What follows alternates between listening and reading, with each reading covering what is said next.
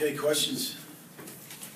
Coach, in terms of your two new offensive and defensive coordinators, what was it about those two individuals, Coach Tenuta and Coach Fairchild, that just their scheme, the way they play, that you felt really would bring what you needed in terms of how you want to build the program and go where you want to take things? Sure. If you go back and kind of look at where they've been, where they've coached, who they've coached, it's an impressive resume that they have. The fact that Steve had been a former head coach, the fact that he'd been a coordinator in the NFL, 2 different ball clubs, a guy that's coordinated an offense, called plays and games. Those things were very attractive.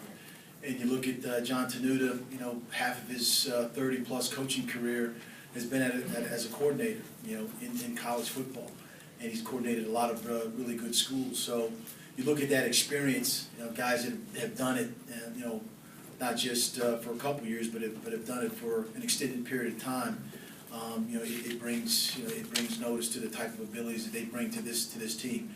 I like to play aggressive and be aggressive. We talk about being tough, smart, and aggressive, and I think the two styles lend itself to that. And so I'm glad to have him on staff.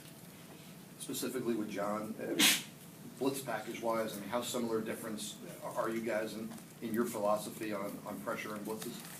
Well, I think that you can play defenses that cause the offense to do different things. I think so many times offensively they set up schemes and systems so they can dictate to you what you do.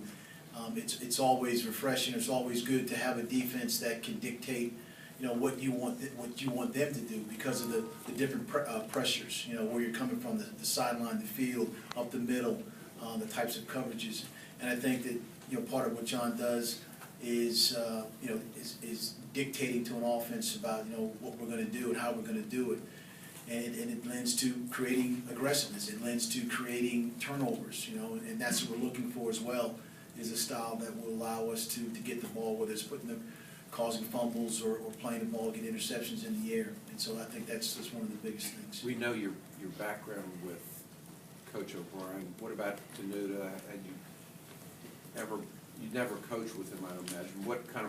How well did you know him, or was it mostly acting on what other people told you? No, you're right, Doug. I've never coached with him, but in this profession, you always know people that know people, and you always know people that talk about who are some of the best coaches that are out there. People that know you, we say this guy's like you, or this guy's, he's very similar in philosophy. And I think with John, the availability, as with Obi, the availability and the timing of it, and the fact that he's had some success, being a coordinator to different places, and the fact that he went to school here, met his wife here. So, there's always elements that play up to maybe the final decisions. You can ask him why he came, but I think the availability, him having been here before, I'm sure he asked questions of not only Virginia, of myself and opportunities here, and so I think it works both ways, but I feel fortunate to have him on staff.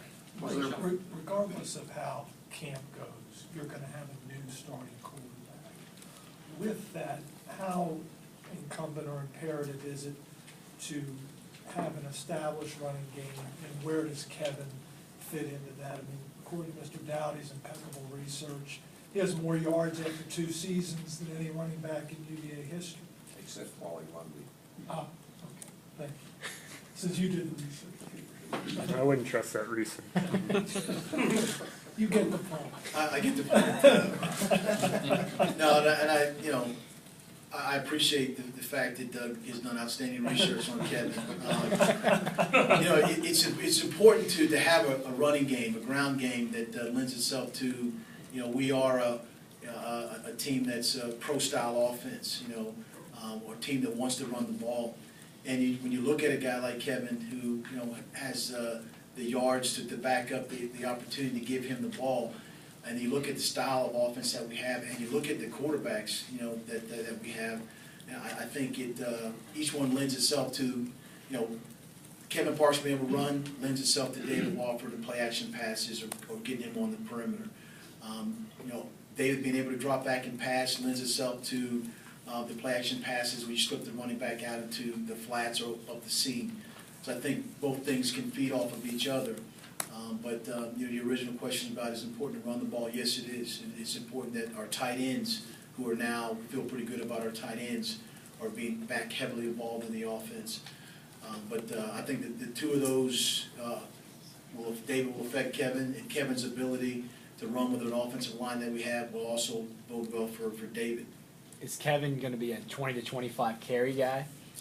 You know, it's hard to say, you know, right now, you know, again, with the first practice, you know, being on Monday, we know that there are, you know, we look at a talented group of running backs there, and, you know, you don't want to count reps right now, but you just want to get them out there and you want to see, you know, who can do what. I mean, obviously Kevin's accolades coming from North Carolina, you know, the state player of the year there, when he came out, and, you know, again, we talk about the yardage that he has now, it speaks for itself, but we're all going to be about trying to find, you know, the best players, you know, to give us an opportunity there, particularly in the running game with the running backs we have. Coach, how far have you seen Jake McGee come in his time here, and can you talk about how big he'll be in your offense this year as a weapon?